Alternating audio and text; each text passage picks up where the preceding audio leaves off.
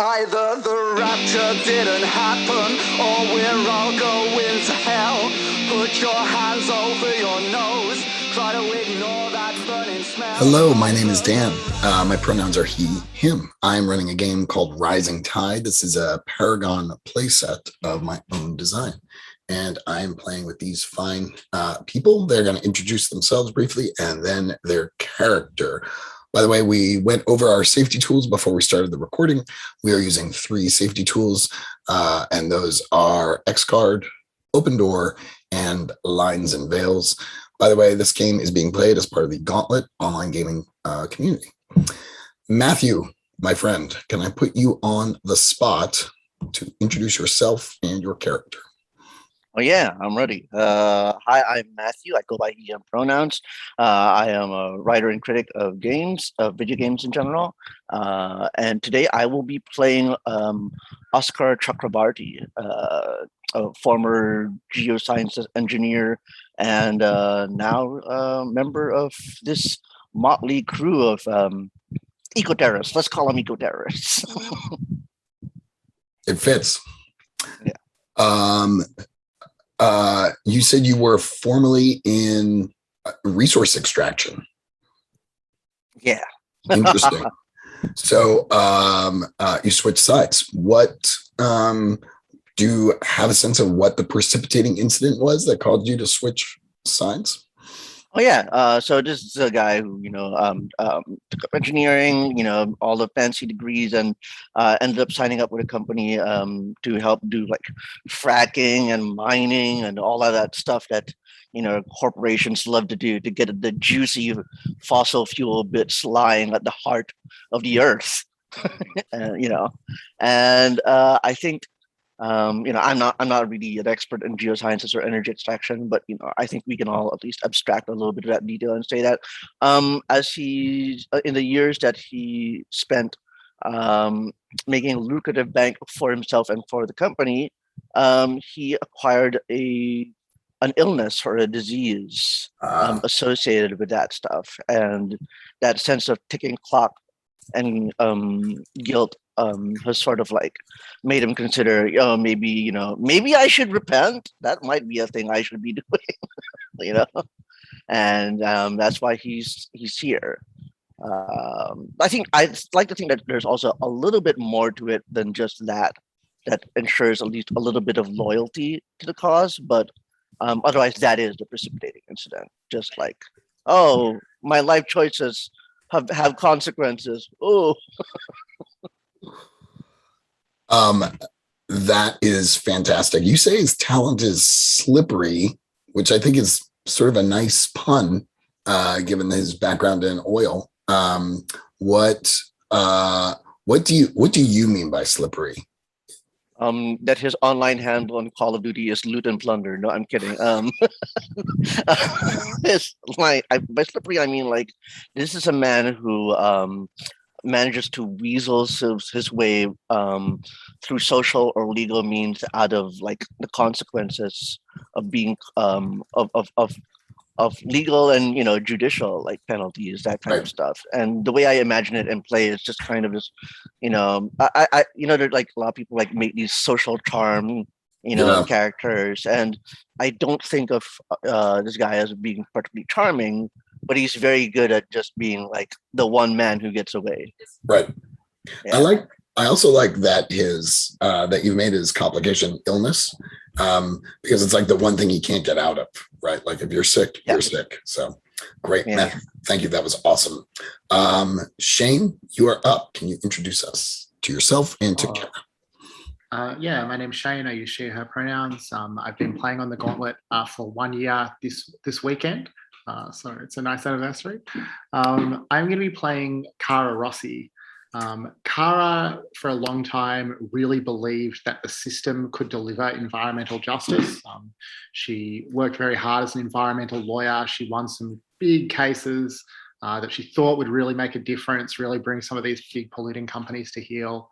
But she came to see that all the legal victories in the world weren't actually going to stop the unfolding apocalypse around her. And so she very decisively switched sides. She started like Linda Hamilton between Terminator and Terminator 2 style training montage herself into this absolute badass eco-terrorist warrior who will do whatever it takes to protect the Earth. That is awesome. I just want to say a muscular lawyer is the most frightening thing.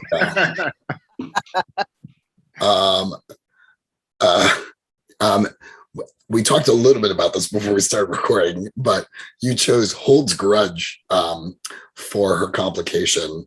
Did you decide, is this sort of generally holds a grudge against the world, against a specific person? Not sure yet. What do you think?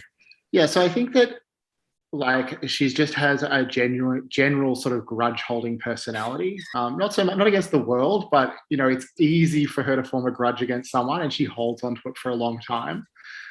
There's probably like a central grudge, maybe against like the head of her former law firm who she felt betrayed by, something like that. But mostly I just see it as like constantly forming and refusing to let go of grudges. That totally makes sense to me. Let me see if I have any other questions for you. No, that's awesome. Thank you. Harry, it's your turn. Are you ready to introduce us to yourself and to your character? Sure. My name is Harry. I go by he, him pronouns. I'm going to be playing Greg Winslow, who also goes with he, him. My concept for this guy is that he used to be rabidly on the other side of things as well. He worked in IT for ExxonMobil, and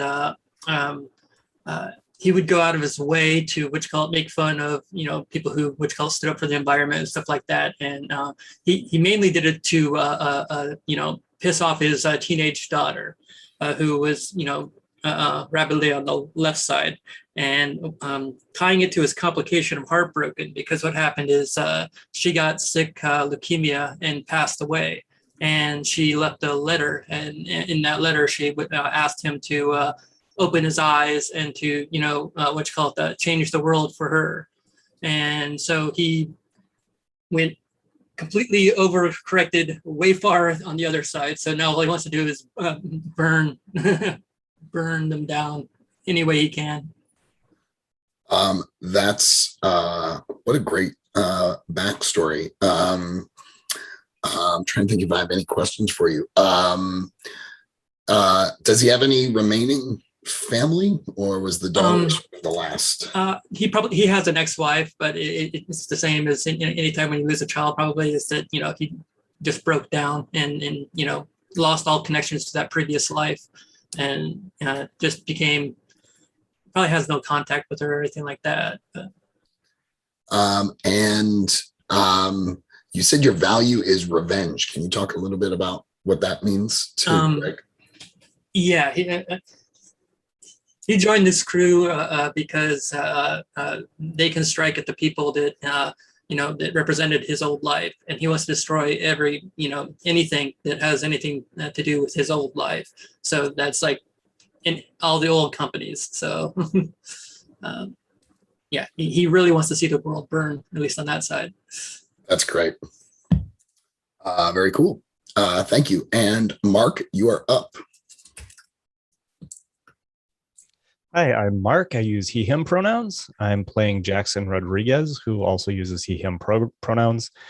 Jackson's from the US. He has a background in science. He was a lab researcher performing experiments and tests with laboratory animals for decades, and he subsequently had a kind of change of heart. He doesn't talk about what the kind of instigating factor was there, but at some point things changed for him, and he became involved in this group in an effort to try to make amends for his past. Was the animal testing, was that related to a specific kind of research, like medical research, or? Yeah, so it was medical research. Yeah, I would say it's medical research rather than like commercial research. Okay. Yeah. Keyboard just died. Probably don't need a keyboard for this, right? Hang on. Sure.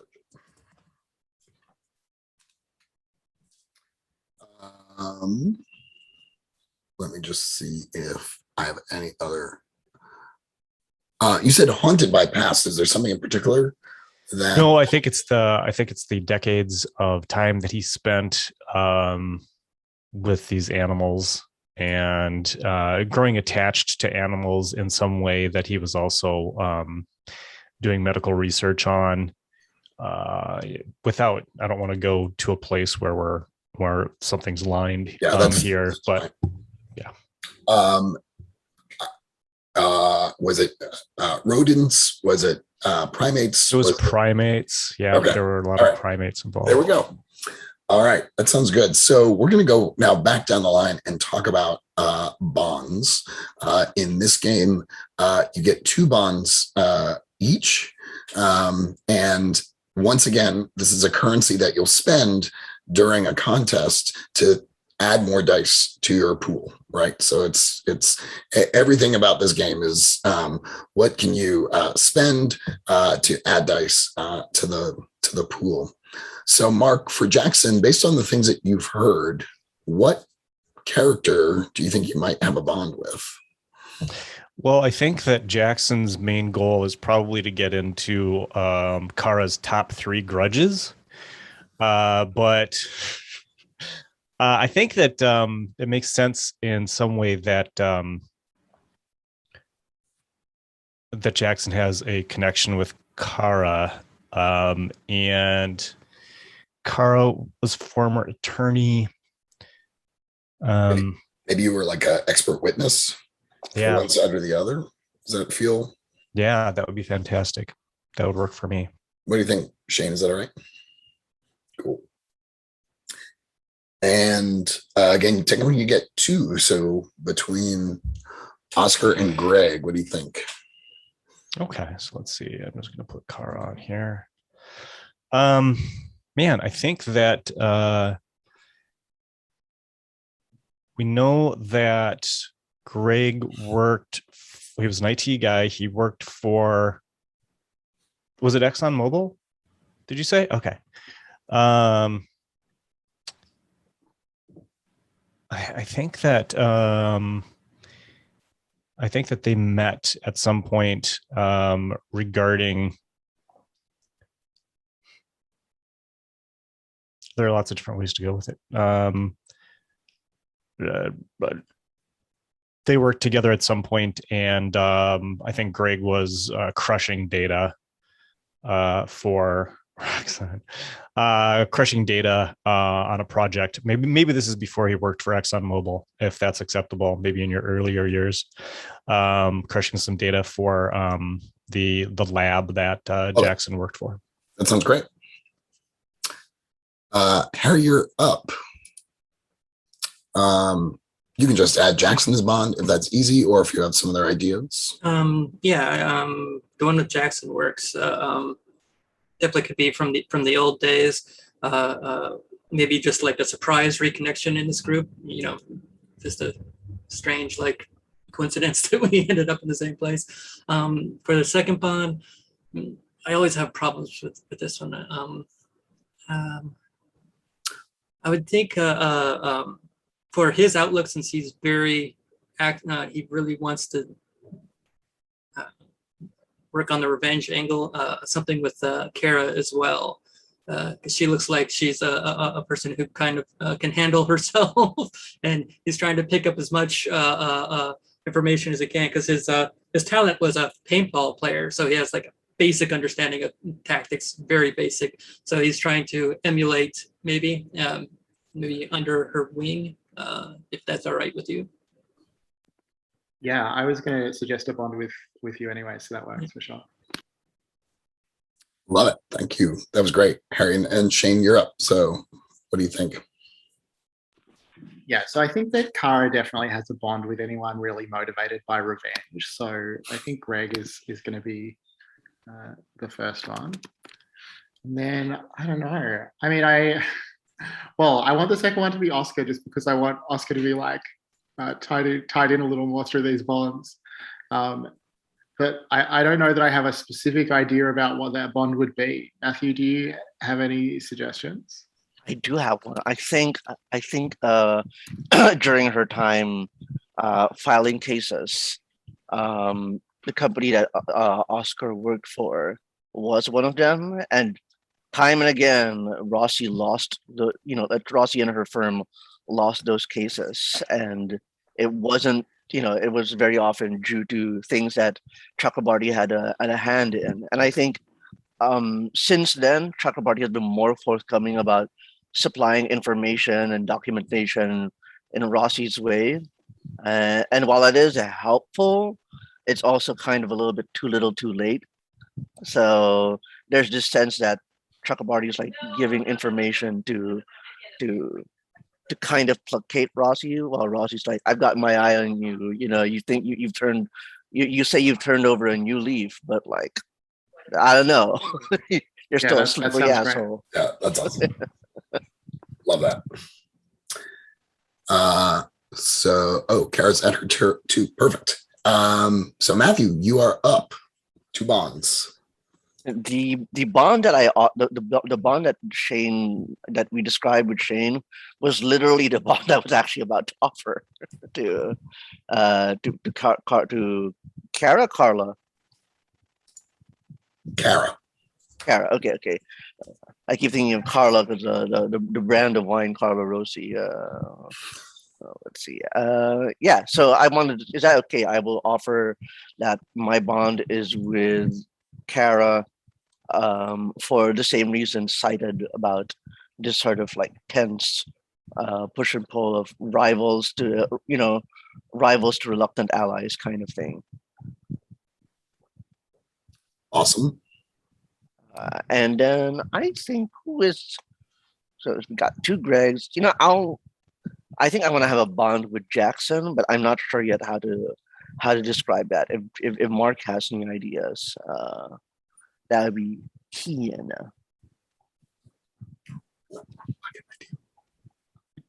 Sure. What? Yeah.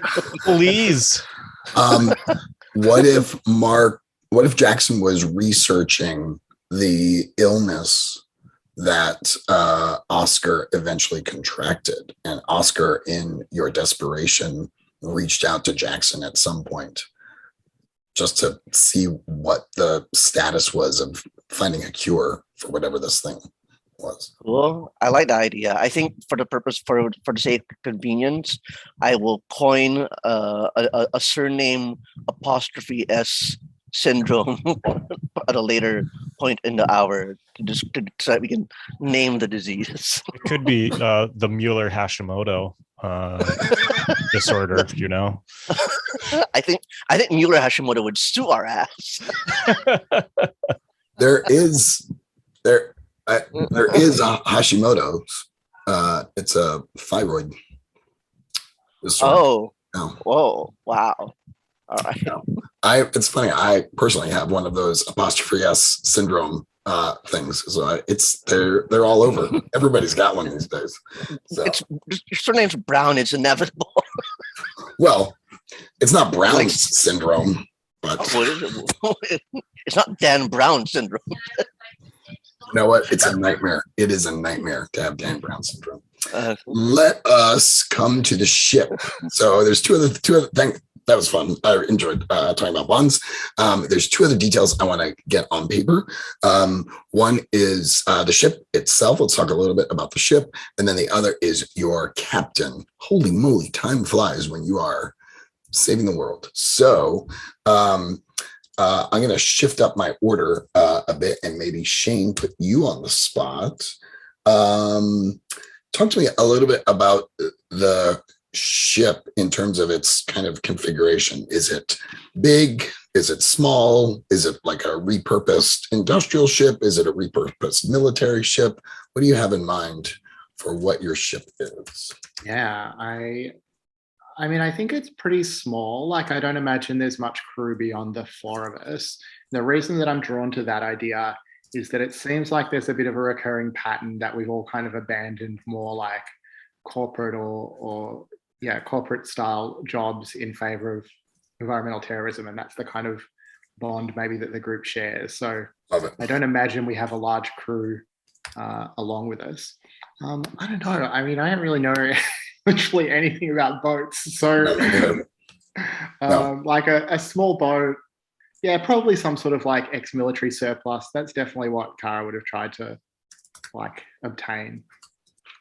That's fantastic. I love that. So small compliment, like less than 20, less than a dozen. What do you, I mean, we need a few red shirts, if you know what I mean.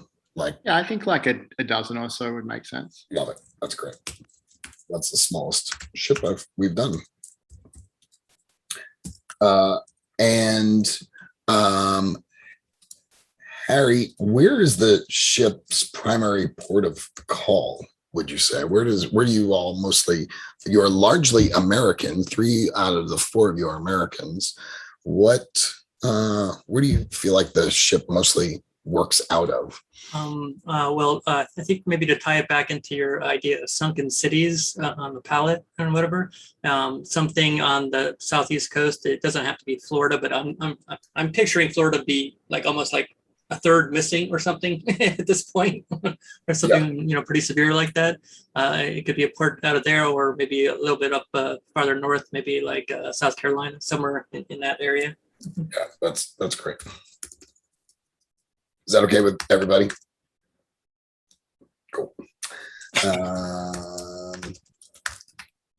And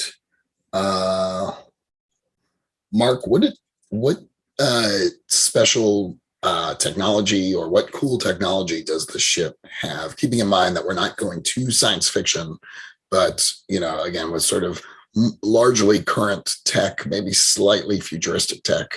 So there's some cool feature that you all have on this ship. Maybe there's a drone complement. There's both airborne drones and submersible drones that we can use for whatever purposes. That's really cool. I like it. Anyone have any drones complicated? Everyone okay with drones? Okay. I love that.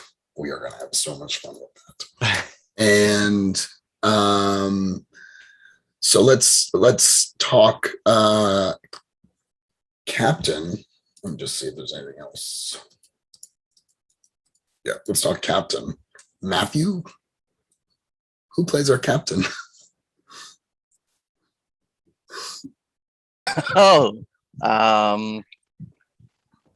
Who plays? I have to think about that.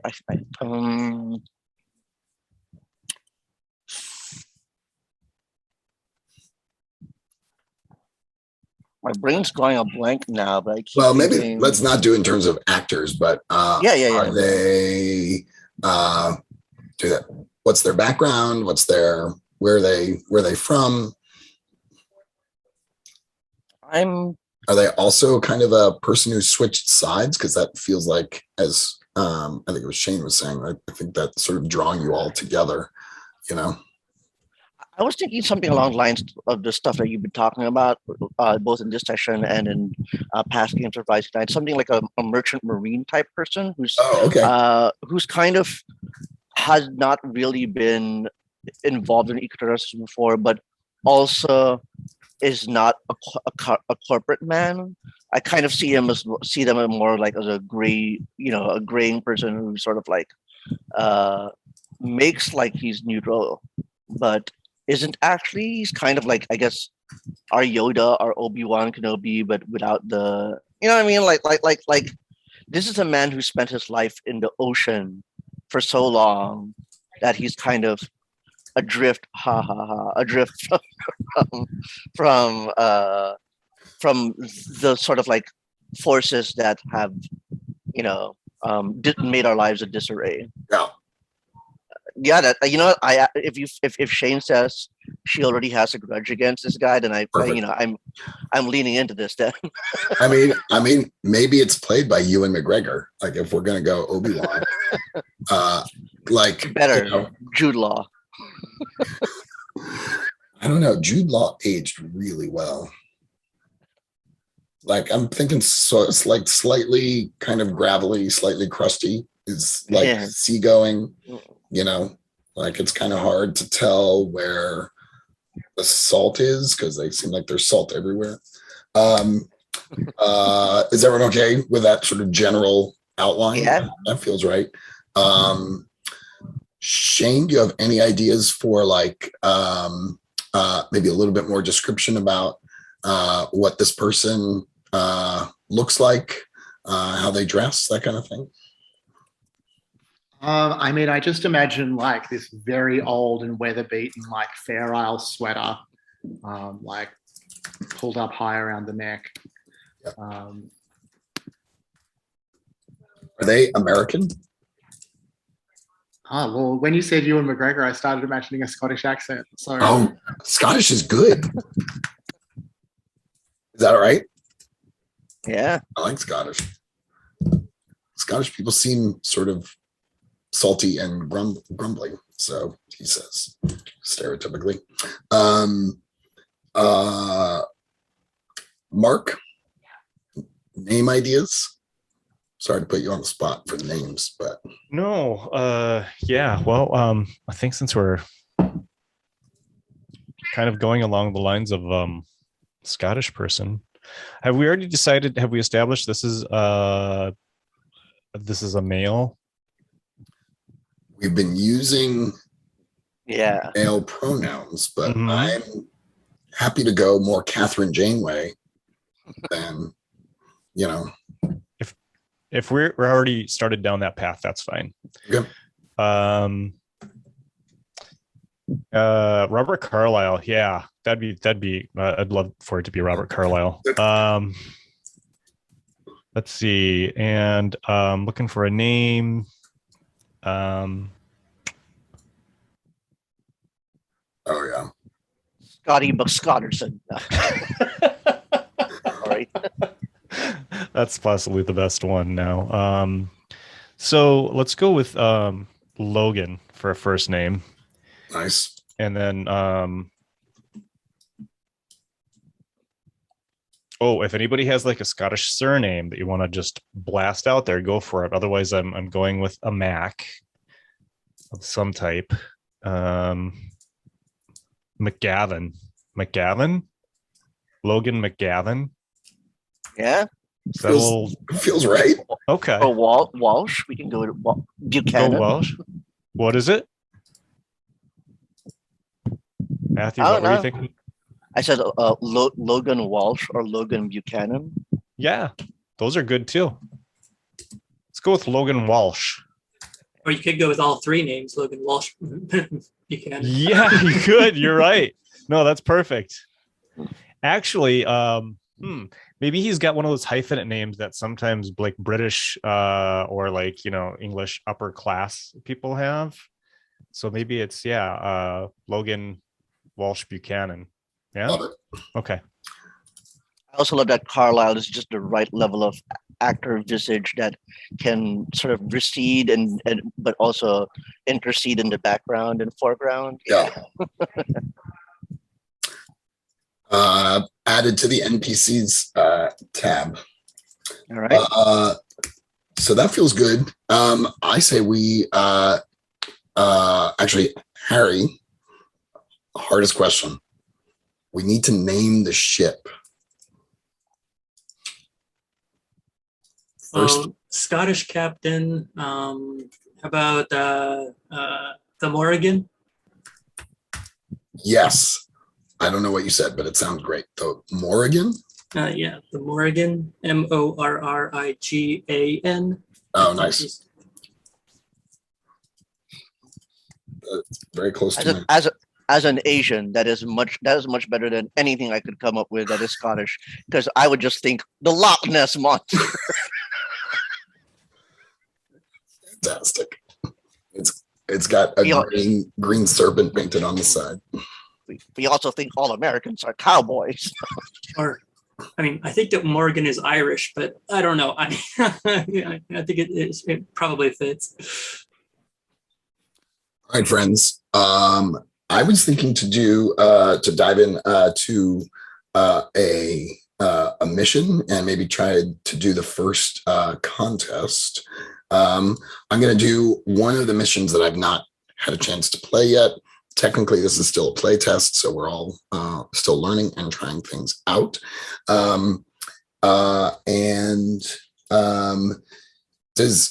If you've read any of the missions and any of them jumped out at you of things you definitely do want to do or definitely do not want to do, let me know. Does anyone have any? I won't put anyone on the spot, but if you've got one that you do or do not want to do, Harry, it looks like you want to say something. Yeah, I like the look of just need to remove the head. All right, that one we played quite enthusiastically. Okay. So maybe the one that we don't get to, but that was definitely a cathartic experience for us. So, but maybe, I don't know, maybe if we get through these missions quickly, we can squeeze that in. Shane or Mark or Matthew, were there any other missions that particularly jumped out at you? I will admit I'm not conversant with No worries. scenarios. Oh gosh, no worries whatsoever. I recuse myself from the choices simply because I've already played like two of them. So I'm going to do Looking Over the Green Wall. This is a project that I had learned about actually through a David Attenborough documentary, and I kind of turned it into this very intense scenario. But one of the things that people are doing to try and stop the advancement of the Sahara Desert is plant trees along the border.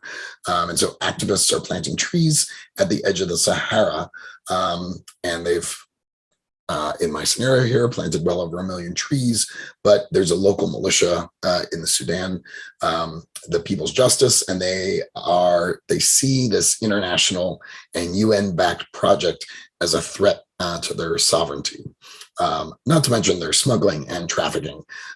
So they are targeting, or they are trying to disrupt this tree planting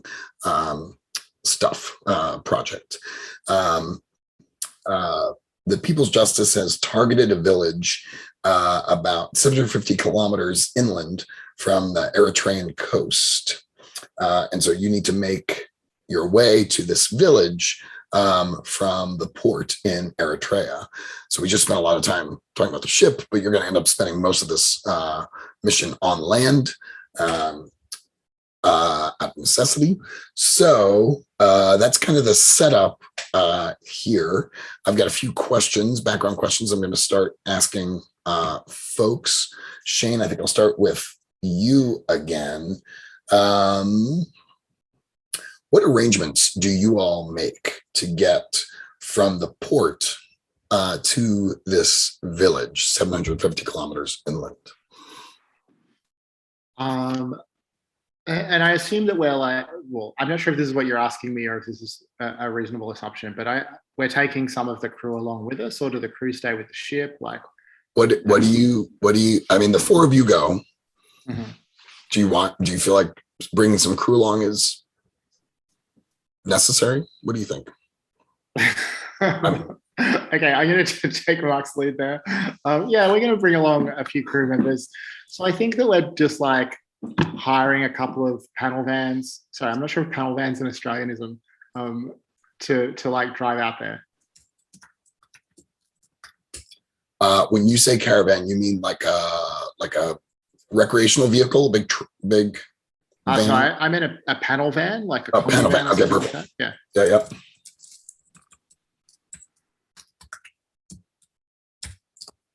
And are you just going to look for them in the town? Have you made arrangements beforehand? What do you think? Who's your contact here who can help you get a hold of these panel vans? Well, I think I would defer to Greg or Oscar about that sort of thing. Okay. I'm here for security. You know, when we get closer, I'm going to want to, you know, probably head out ahead of everyone else and do a little reconnaissance around the village, see, you know, make sure it looks safe for us to come on in. And then I'm going to look to, either Greg or Oscar to connect us with someone who can help us get our bearings. All right. Should we, let me come to Harry. Do you want to play this like your ship's still out at sea, or that the ship is already, that you're already on land? Because that can define sort of how we play this first contest. I think we probably would have already embarked, keeping the ship off the coast a little bit, and patrolling up and down. Keep the engines running. And basically, I'm guessing that there's probably not much like signal in this area of support. So if they can catch anything from the satellites from the ship, and they can relay it to us, I'd at least have some communications equipment with us so that we can maintain contact with the ship and get any type of, weather updates. I don't know. Yeah, of course. Yeah. I mean, the ship has those super awesome drones. So at some point, you're going to want to deploy those. Oh, yeah. We definitely have to take a couple of the aerial drones with us. I just want to say I fact checked just a little bit. Not that facts matter in an RPG, but which is Harry's absolutely right that the internet reception would be spotty in Sudan. So I would just say I vouch for that fact. Excellent. I mean, I think especially in this world, who knows what infrastructure has remained. Yeah, I just get mildly concerned because I'm always people still think we live in nipa huts here in the Philippines. I never thought that. Yeah. Yeah, I love that. So Kara was saying that it was probably Oscar or Greg who had a better idea of where and how to get these vans. Oscar, do you maybe have some old contacts in this village? Yeah, I would say one of the questions I believe is who is familiar with the project the most or familiar with the area the most. And I think that Chakrabarti knows about the Green Wall project, or at least this area, because there was a time when the corporation wanted to do the whole corporate social responsibility thing by providing funding and assistance with the planting of the green wall of the forest. But after a while, it just sort of all that money just got embezzled by the local militia, or the money didn't go where it was supposed to go, and so that's how he's familiar. But because of that, I guess Chakrabarti has contacts for logistics in the area. Sort of he's able to make a few calls and get some wheels, get some transportation, all that stuff. Perfect. That's great. And Mark, let me ask, what gifts do you bring for the villagers or the local activists there? I think that we would probably be thinking I was thinking of things that they would probably need. So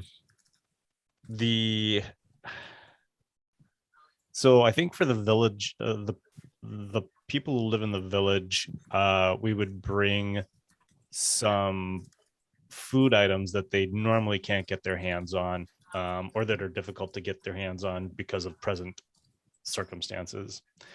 And those might include some some spices that they can't get their hands on, or other food items. And I mean, Harry, that's a really good point, because I thought, what do you bring to somebody who, is out in the middle of this? Probably some weapons. And and then I laughed at the same time, because do the activists need to protect themselves? Do they need weapons to protect themselves, and they don't have them? No. I mean, we are the weapons. Oh my god! I am your gift. Oh my god! Ready to be.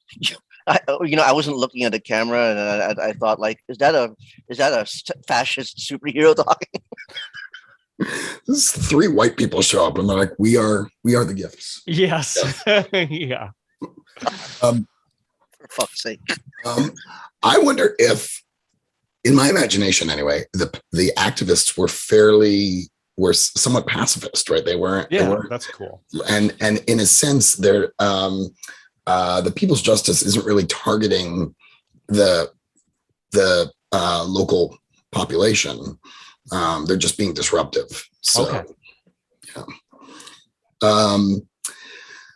So I'm imagining all of you kind of getting in to these panel vans. You've got a couple of red shirts with you who are maybe doing most of the driving. Talk to me a little bit about what this looks like. What does a trip look like? Are you all in one van together? Are you in 2 separate vans? Mark, what do you think? Yeah, I think that we're spread out between the 2. I want to make sure I wasn't muted. Between the 2 vans. I'm really curious about what the drive is like here. Obviously, I think as we're going along, we see all the evidence of the Sahara continuing to encroach on or beyond its borders. And I think that we see the effect that that's having on the locals who can't get as easily, can't get to water. The Sahara covers roads that used to be used just 5 years ago, those kinds of things. Let me come to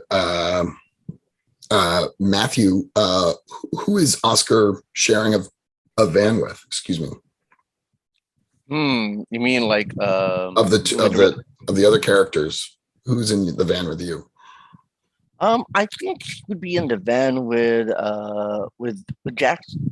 Wait, did Jackson say who he's with? I don't know. I'd say with Jackson then. Is that all right, Mark? Yeah, I think what Oscar would be concerned with is he'd be asking discreetly for Jackson to check his blood levels every once in a while. Oh, interesting. Yeah. Out of curiosity, how does the illness? What did we decide to call it? The Tanaka? Tanaka syndrome. Tanaka I don't syndrome? know yet. What is one symptom? Let's be tasteful and dramatic and just say nosebleeds. Okay. Yeah. Even in cold environments. Yes. Yeah. As a parent, I can tell you that nosebleeds happen when you least expect them or want them to happen.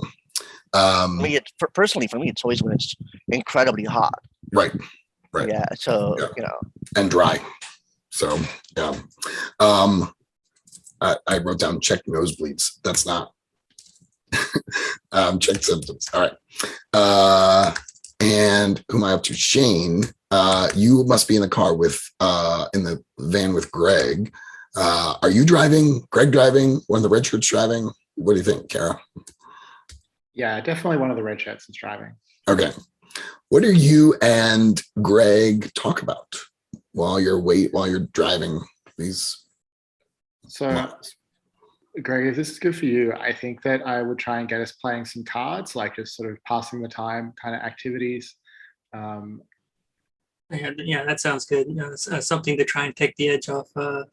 Adrenaline is probably pumping a little bit because we're definitely going into a dangerous area. Yeah, so I think that, sensing that Greg is like a bit nervous about things, Kara will try and, just like talk about whatever, keep him distracted. Yeah, because you'll definitely see his leg is like fidgeting up and down pretty well. You know, he tries to play it cool, but you know that he's this would probably be his first real action if anything happened. Right. I think that I'll try and like convince him that it's okay and be like, you used to play a lot of paintball, right? You told me that one time. Yeah, but my main goal there was to just charge straight at them and hope that the paintballs bounced off you. Bullets don't do that. Okay, Good so we got observation. some things to work on there. Yeah. So I think as you're going along in the vans, it becomes abundantly clear when the red shirts kind of shouts out, we got company, and an armored vehicle, not too heavy, right? It's still pretty mobile, starts kind of kicking up dust behind you, right? And it's painted with the insignia of People's Justice, and they are coming up and approaching the van in the back. They kind of tap it a little bit. Another armored vehicle is kind of making its way around, potentially to cut you all off. So now what we do is we sort of describe, each of us describes how we're going to deal with this situation. We roll a bunch of dice, and then we narrate kind of the outcomes of that. So, Harry, if it's okay, I'd like to start with you. Would that be all right? Sure. What does Greg do here? Well, I'm thinking that we know we're going into a dangerous situation. We should at least be armed, at least at some point. He's pulling out whatever weapons we have and getting them ready for Kara, because she's a better shot than I am. Okay. After she gets armed, I'll probably arm myself and just try and get a window open, and just, I guess my goal would be to just provide cover for whatever Kara's first move is going to be. Okay, love it. And we might as well come, Shane, to you. What does Kara do here? So, like, people should feel free to X-card this if it's too much like action movie or off tone. But I think what Kara wants to do is just like pop open the back of the van and dive onto the armored truck that's coming up behind. Yeah, that's the genre. I love it. Okay, good. That's great. Yeah, I think it's great. I felt like given this is our first roll, let's be as over the top as we can, just to kind of try things out. So I hope you all are okay with that. Shane, that was cool. When I come to Mark, now what's Jackson doing? Well, Shane kind of took my diving out of the hood thing, so now I have to come up with something else. Room for everyone. Yeah, action moves are best in pairs. Yeah, true. True. I think I'm going to ask you to come back to me because I want to think about it for a moment. Originally, I was thinking we were going down a different path here than we ended up with. So, well, I mean, do you have what was your original idea, if I may press you? Sure. Well, I thought we were probably going to get in a situation where we're going to have to be stopping and negotiating with the with these people to move on, but I get the sense based on the fact that car is on the hood of the other car that negotiation is probably not going to happen. Well, I mean, I like the idea of maybe you get on the radio with them, perhaps aware that Kara is doing the Kara thing, and sort of taking a more verbal threatening approach rather than a physically threatening approach.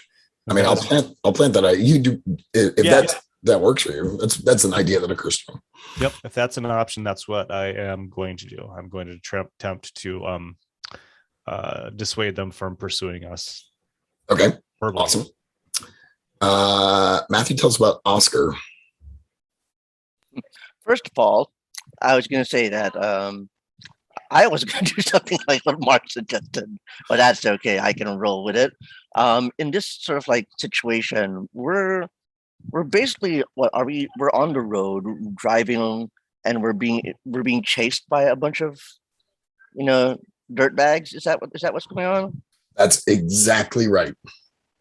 Okay. I think in a sort of like in a rash decision, um, Oscar would really like to you know try to talk his way out of the situation, but he's not the one riding the wheel, and it looks like Kara has taken matters into her own hands. So Oscar digs around here for an assault rifle, and just sort of like lets a lets an unskilled burst like fire off, Right.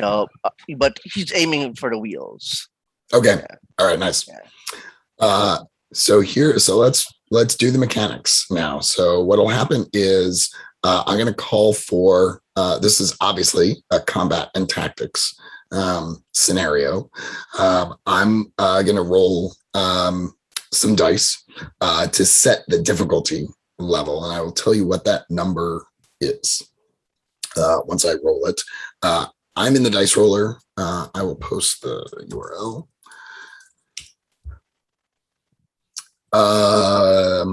So that will set the difficulty number. Then we're going to go around and set up our dice pools without rolling, because we kind of all want to get set up. And then you may want to make adjustments to your pool to try and roll best, because whoever rolls best, that is the highest number, gets an advantage. So there's a little bit of a competitive element here. And then we will all roll, and we will all kind of see how that compares to the difficulty number. And then we will rejoice in getting through our first dice roll. Does that sound okay? So I'm going to roll.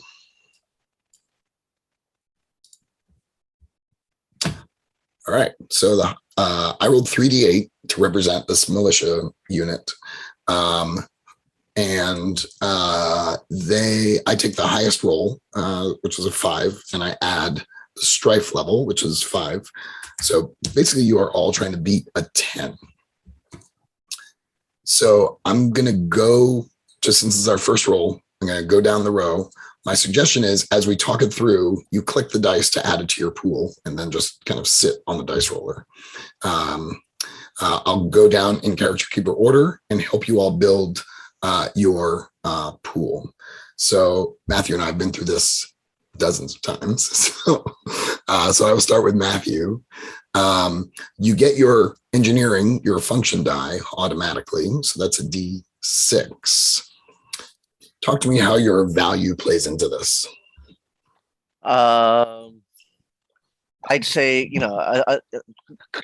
call me out if I'm stretching here, but I'm just saying is,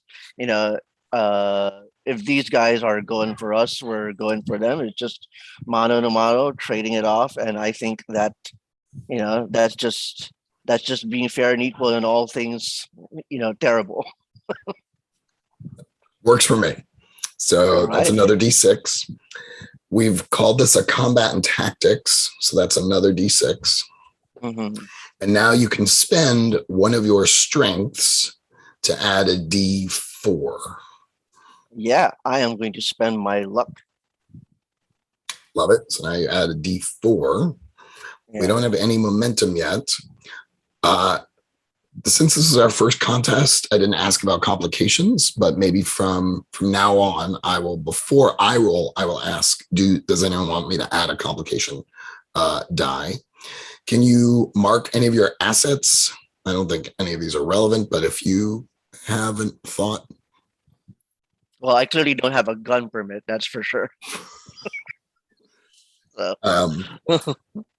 I mean, I do, but it's not. It's not legal. It's not legally obtained, meaning I can't actually use one. Right. So we will not use an asset here.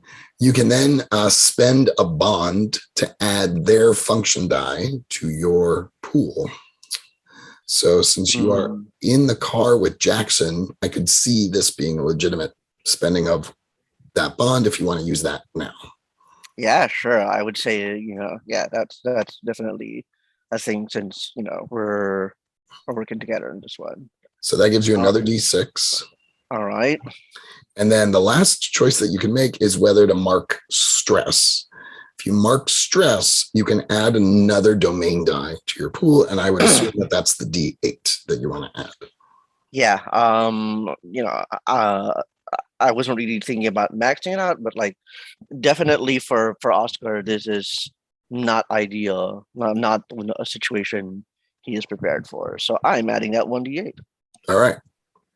So I've got 46, 1d8, and a d4. Spoiler alert, most of your dice pools will probably end up being 3 or 4 d6, a d8, and a d4, at least in these first few contests. But we still go through all the motions anyway. Shane, I'm going to come to you now. And so, if I recall correctly, Dan, you like it that you prefer that we all hold our rolls because Hold we're the gonna roll. roll Yeah. together. I mean, I don't think there's anything else you can spend, honestly. But like, let's say you chose not to spend a strength, and then you heard that everyone else spent a strength. You might say, well, I want to try and beat everyone else, so I'm going to roll. So that's the reason to hold back. So Shane, you are up. You automatically add your D6 for security. Yep. I don't know that you have to walk so far or distance to justify adding justice, but how does justice factor into this? Well, I mean, we're going there to help out this community, and these like, weirdos are trying to stop us from doing that. Like, we're going to deliver justice here, and we're not going to let them stop us. Love it. You do get your D8 because it's a combat and tactics domain. Mm-hmm. And then you can make some choices. Do you want to spend a strength to add a D4? Yeah, I think I will. I think I'm just going to go all in on this first dice pool so I get a sense of how it fits together. So I think just the militia. Perfect. Strength. Yeah, that's great. And then we're going to skip complication for now. If you mark your handgun, you can you won't be able to use that again then this whole mission. So things. Yeah, I'm okay with that. Okay. That is extremely relevant. So I'm going to say you can add a D10. Basically, the GM makes a judgment. That's my first D10 in a while. Pop that one up. And then you can spend a bond to add their function die to your pool. I think that makes sense because like Greg is kind of helping me out here, like watching my back. So I'm going to spend a bond with Greg. So I'm at 3d6, a d8, a d10, and a d4. You can, if you want, mark stress to add another domain die, which would, in this case, since you've already added the d8, it would be a d6. I don't think that that's necessary personally, just looking at the math here, but if you want to, you can. I mean, I just decided that I was going to do everything I can for this role. So I'm going to mark it. All right. So I got 46, a D8, a D10, and a D4. You are going to kill it. All right. That was great. Harry, let's do Greg. Okay. You want me to walk you through it, or you've got it? I think I got the beginnings right. So for function of communications, it's I'm trying to yell directions to Kara, like watch out for the guy on the right, something like that. So that's a D6. Revenge. Well, anybody who's quote unquote a bad guy in the world today, probably qualifies. Perfect. So that's 1d6 to 2d6. Then it's going to be combat and tactics for d6. So that's third.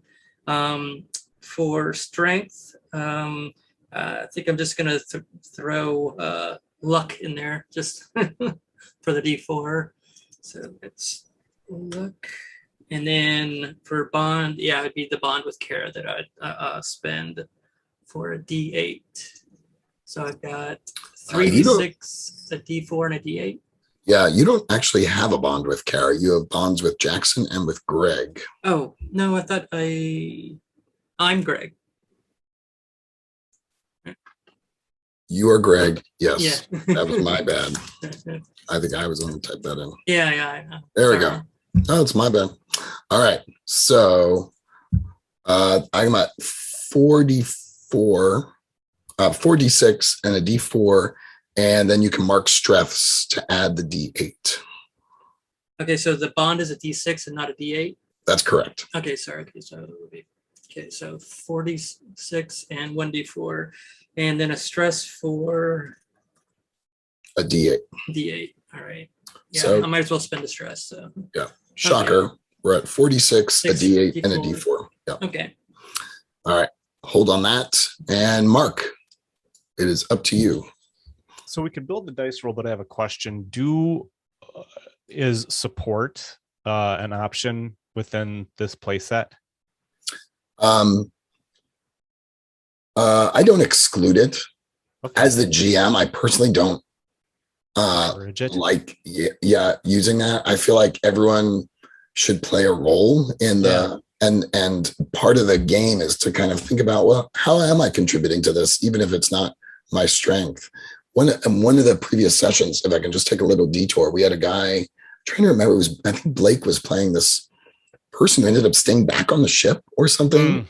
And we still found a way for Blake's character to make a role. And I just feel like I prefer that style of play. Otherwise, you're not really earning any duty. Mm-hmm. Like you earn the same duty whether you support or whether you fail, right? Right. So like that, you might as well play. That's my feeling. Would you rather support? No, I just kind of was curious. Okay. What your thoughts were. So perfect. So I'm going to have a D6 for science. I'm going to have a D6 for natural world. I'm trying to aid these folks in preserving the natural world. So that's another D6. It's a D6 for combat and tactics. Strength, I'm going to mark commanding and be commanding over the radio for a D6. Oh, I'm sorry, that's a D4. A D4, yep. I am, let's see, going to assets. No, spend a bond. I'm not going to spend a bond. I'm going to take the stress to add science and technology. I'll turn the volume all the way up on the radio. That doesn't make sense, but that's what I've got. And I think that's everything. Yep, that's it. So I got 3d6, a d8, and a d4 for you. Okay. Everyone good with their pools? I think most of you have maxed out. So we don't break the dice roller. Why don't we just go one at a time? Matthew, why don't you hit it first?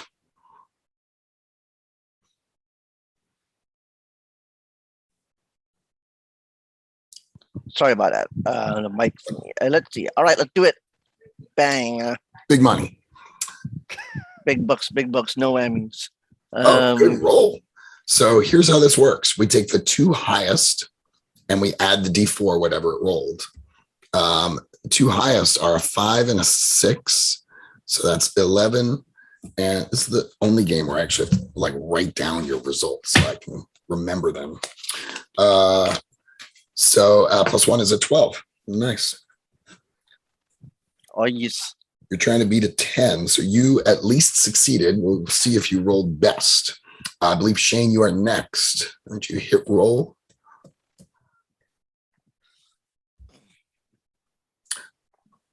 So I'm seeing a 5 and a 4 plus 1 is 10. Does that look right to you? So you succeed. Matthew's character is still considered best. Harry.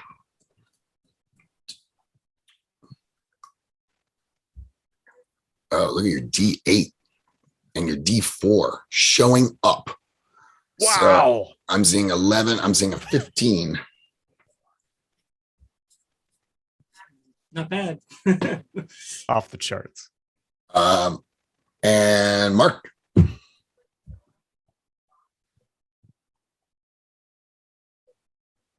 Uh-oh. An 8, a 3, 11, and 2 is 13.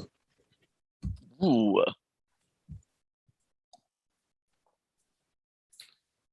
Is it an 8 and a 4 from the D6 for 12? That's what I meant to say. Plus 2? Yep. 14? It is way past. It is way past my bedtime. All it's right, not Harry's roll, but it'll have to do it. It's no 15, but it still succeeds. All right. So now we get to narrate. And we start with the person who rolled lowest, and we kind of work our way up to the person who rolled highest.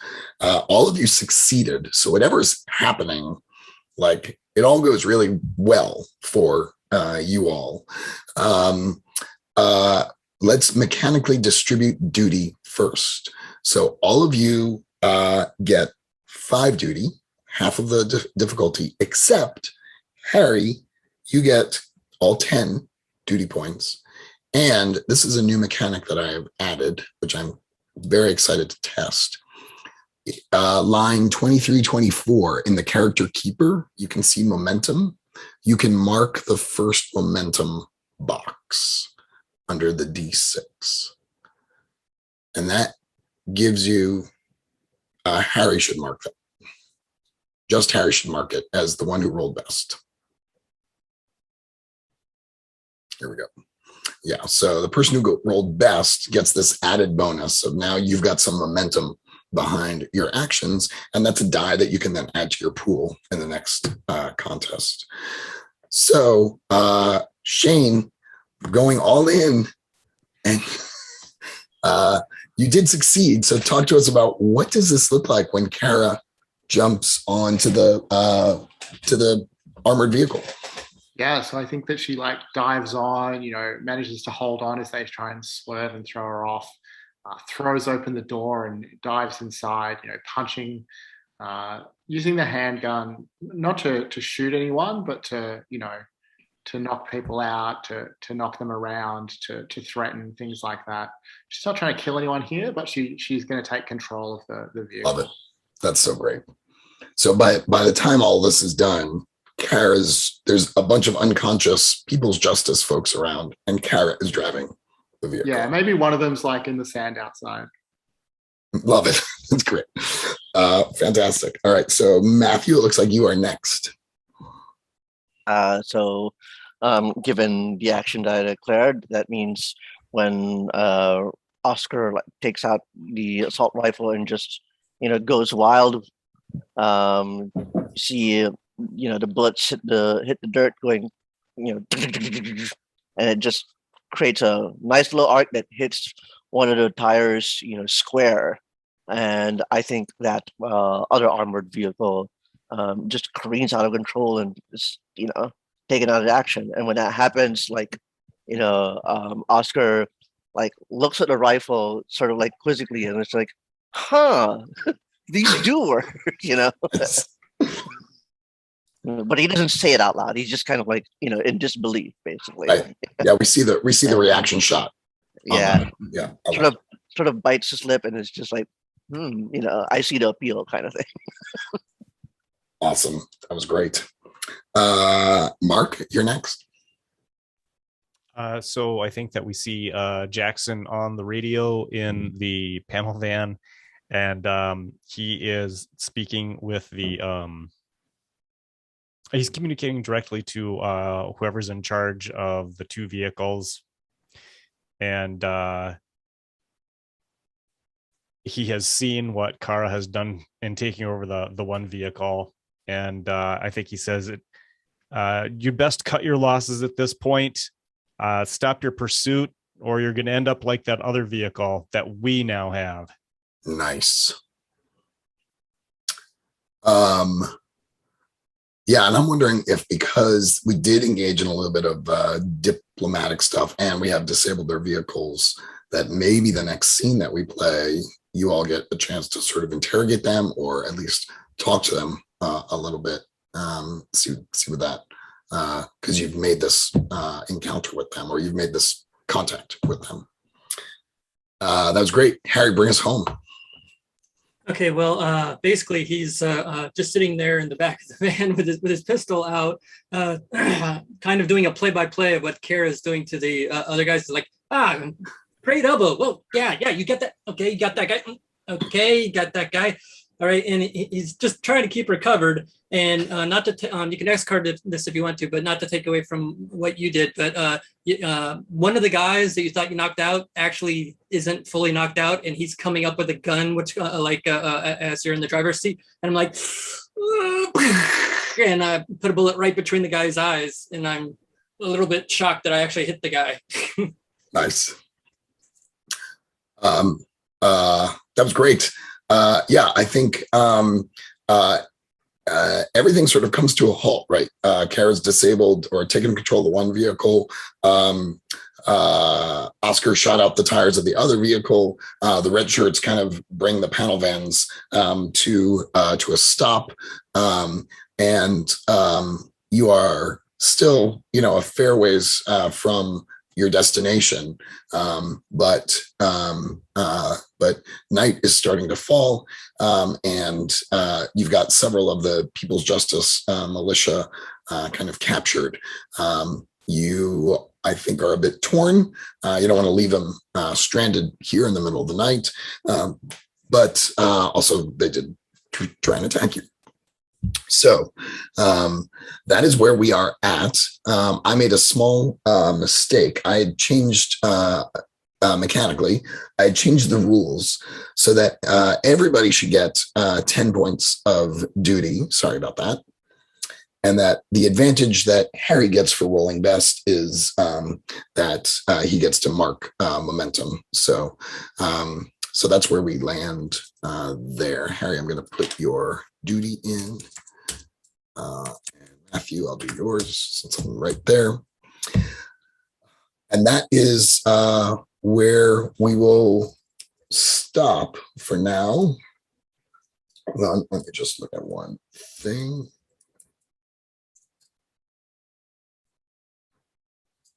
Yeah. Actually, let me do a little cliffhanger. What is something cool that could happen as you open up the second armored vehicle?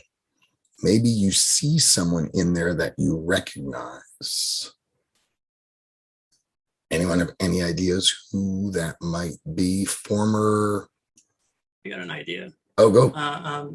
Maybe it's a guy from one of the oil companies that Oscar worked for, or I think Oscar and Jackson. I think we all have connections in that area. Yeah. Maybe it's a guy who's definitely out of place, and he might have been negotiating with the mercenary group to get, drilling rights or oil rights or something like that. I think that's great. That is. I think I like Greg's suggestion. I think it goes either way. It could be that, like the whole oil, or it could be somebody who's in pharmaceuticals or medicals, and he's working with the people to like maybe the trees or the local vegetation or whatever plays a role in whatever he's working on. Just putting that out there as a suggestion. I'm not really like partial to either. There's part of me that loves the idea of a pharma exec, just because I make oil execs the bad guys all the time. So a new kind of bad guy would be cool. Yeah, big pharma. Yeah. Pharma exec, pharma researcher, pharma whatever. Let's mix it up. Fantastic. All right, friends, that was great. So I like to end on some stars and wishes, if that is okay with you all. And I will go in reverse character keeper order just to mix things up a little bit. So Mark, that puts you in the hot seat. Do you want to give us stars and wishes? Yeah, no problem. It's stars all around, as we always say. Harry, is this your first Gauntlet game? My second Gauntlet game. Okay, cool. Excellent. Well, so we'll start with Shane. Shane, stars for the best lighting. Matthew, stars for the best ongoing chat experience every time. And Harry, stars for your portrayal of Greg so far. It's been really cool to see. I really liked that bit in the van where you were described how you were trying to cover Kara the whole time, and then finally you had to take a chance, take a shot. That was super cool. And stars to Dan. This is really, you're doing really interesting things with the system. I'm really interested in seeing the momentum now that that's come into play in action. So that's always a cool idea to me, seeing momentum in any kind of RPG. So those are my stars. Wishes. Do you want to go around and then do wishes, or do wishes now? I like doing them at the same time, if that's okay with you. Yeah. Wishes. I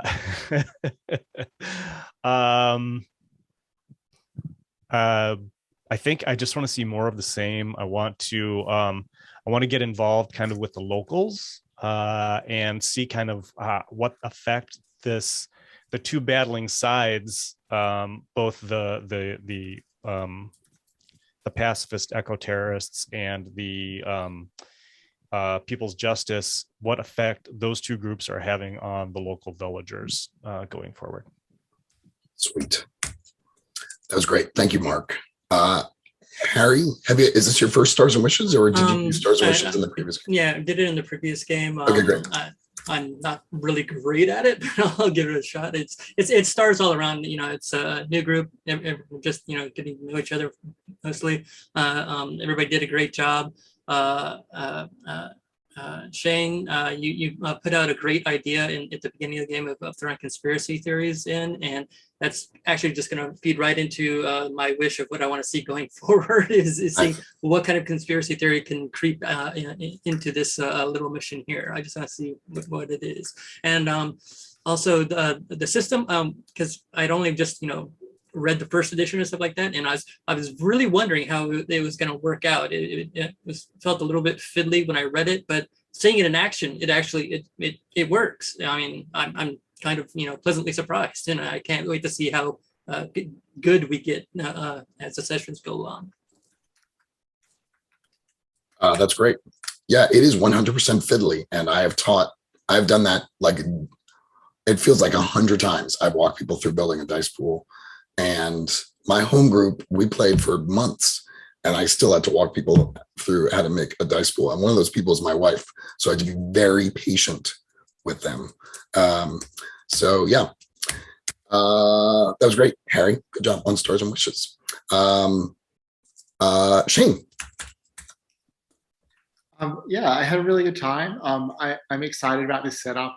Action thriller about eco-terrorists is like an awesome setup. I'm really excited about it. Stars, lots of good stuff, but I think I have to give my star in particular to Greg coming through with that crucial shot to save Kara at the last minute.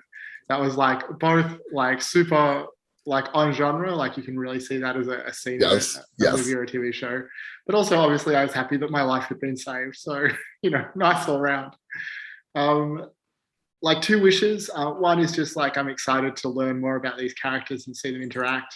But also excited to explore some sort of moral gray areas and hard choices and stuff like that. I think that, Shane and possibly Kara as well see that maybe People's Justice have kind of a point. So, interested to see how that plays out. Thank you for saying that. That is definitely the point of this particular scenario. It's easy to write a scenario where, the white guy in charge of an oil company is the bad guy. We can do that all day long, but this felt like there's a little bit more nuance there. So let's lean into that some more next time. I would love that. Great. Thank you so much for bringing that up. And Matthew, Stars and Wishes. Yeah, for my stars, I like to give them all to everybody for creating such interesting characters. And I know I'm on record for having said that, quite a bit in quite a few games. But having played quite a bit of Rising Tide and all these other Agons with you, Dan, I really mean it, because now that everything is because I noticed in the notes you sort of scale down the science fiction and the over the topness, and so I kind of love the collective mood that we're building here with ambiguity and and like guilt and sort of like all these like neuroses and hang-ups that the characters share. So I think that's very interesting because I played games of a game of Rising Tide that was pretty much, eco terrorists' Saturday morning cartoon, which by the way I fucking love. I love the idea that that the terrorists are the Saturday morning heroes. So definitely this cast is really really interesting to me, and I think um, for the wishes, uh, I kind of echo Shane here and the rest about sort of grayness. Speaking of someone who comes from the third world that has a very complicated relationship with, like uh, self-determination and improvement of the world. Like, yeah, I thought you definitely brought something really interesting with here's a bunch of people who want to plant trees, and oh, wouldn't that make the world a better place? But also like, you know um people have a very very mixed relationship with groups that want to uplift the world. And I think, as far as wishes are concerned, I want that grayness to come into play and make things feel a little bit complicated. And my other wish is that I deliberately, I've been playing a lot of games over August. I deliberately wanted to play a character this time that wasn't so fighty, that wasn't so serious necessarily, a little bit more like out of his depth than I usually play. And so I think in the future sessions, I definitely want to, explore that. Like, there's a person who wants to do like good things, but also may not have the, the macho, the toughness, the skills to like really force things. And I guess that means what that means really is like more social situations, more political situations, more like what Mark said earlier, like, oh, I thought we were gonna do the like, paperwork stuff. Yeah. But this was fun too. I had a blast with it as Good. well. So yeah, Yeah. those are my Thanks. stars and wishes. That was great. Thanks for being patient with that I think for our first roll, it felt good to just sort of like, let's get the action stuff out of the way. Make no mistake, I don't think it was a matter of like patience or false expectations. It was just, Okay. I think for me and Mark, like we were just planning ahead so that we're not caught flat-footed when you ask, hey, we're gonna do this. I'm like, oh no, we didn't think about combat at all. Whoops. That's great. Thank you. That I think will guide some of the contests that we do next time. If you don't mind, I will indulge and do some stars and wishes myself as GM. I love this, and I'm just so grateful to you all for diving in head first into this. This is my white whale game. This is a game when I first got back into role-playing games, this was the game I really wanted to design. And it took me discovering Aegon to really get it on paper. And then I was really just happy to find other people who were as enthusiastic about the genre as I am. And again, just taking your time to really play the game with me is all the stars in the world. Star to Harry for joining us for your second Gauntlet game. So hopefully you are having a really good experience here. My wishes, Shane, I really liked what you said about exploring the moral grayness a little bit more. I definitely want to do a lot more of that.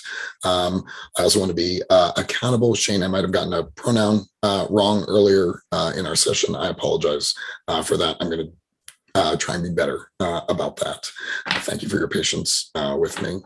As far as the game is concerned, I'm eager to bring complications into it because I found when we did that last time, it was really, really good in terms of kind of building characters and building up the scenes. So that is my aim for next time, as well as to maybe not do quite so many fighty. My hope is that maybe we wrap up this mission in our next session so we can do one or two more missions before September is up. And with that, I think we're done. Anything else? All right, friends. Thank you so much. Have good evenings, days, whatever, and I will see you in a week. Oh, wait, stop. Can I post this recording? Yeah. I'll message Shane. Thanks, friends. Bye.